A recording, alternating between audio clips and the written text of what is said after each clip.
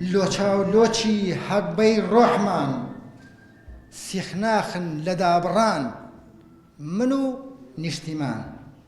علی ئەمینی شاعیر کتێبی شعری گوڵە هایکۆ و شعرە مێلاقەیەکانمی لە ماڵی نووسران لە لقی سلێمانی یەکێتی نووسران بڵاو کردەوە و بە خوێنەر و ئامادەبوانی ناساند.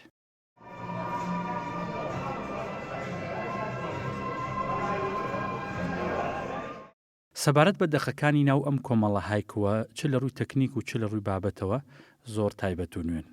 علی دەستی بۆ زۆربەی بابەتەکان بردووە. لە سەرەتاوە بە سروشت و ژینگە دەستی پێکرد، ئینجا خۆشەویستی و بابەتە مرۆیەکانی دیکە. لە ڕووی زمانیشەوە زمانی تایبەتی علی ئەمین زاڵە بە سەردەقەکانیەوە.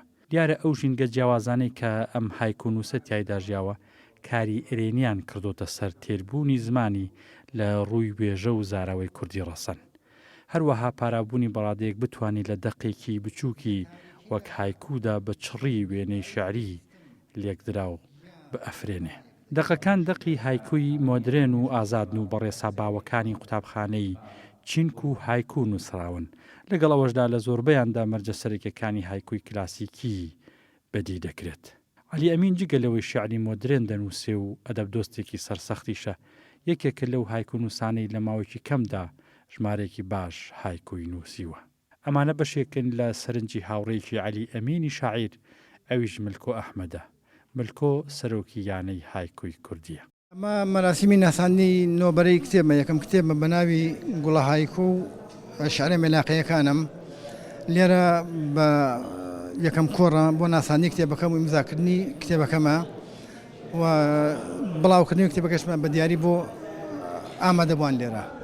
ئەم کۆڕە کۆری کاک عەلیە دەربارەی شێعر و هایکۆ خوێنێتەوە کە عەلیکێکە لە هاوڕێ خۆشەویست و بەڕێزەکانم و لە یانی هایکۆ هاوڕین دەمێکە هاوڕین هاوڕێکی نزیک من شاتوم بۆ کۆڕە بۆی دەستخۆشی لێ کۆمون لە نزیکەوە بیبین و جۆلیەوە. ئەمە یەکەم بەرهەمی کە عەلی بەڵێ و دوو بەرهەمی کەشی وەکو خۆی باسی کرد، دوو بەرهەمی کەشی بەدەستەوە هیوای دەستخۆشی و سەرکەوتنی بۆ خوازم.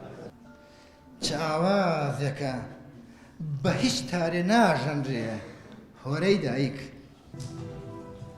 هەردووکمان تێر من بە برسێتی و ئەو بە دۆلار دەم چەرمی کرێکار.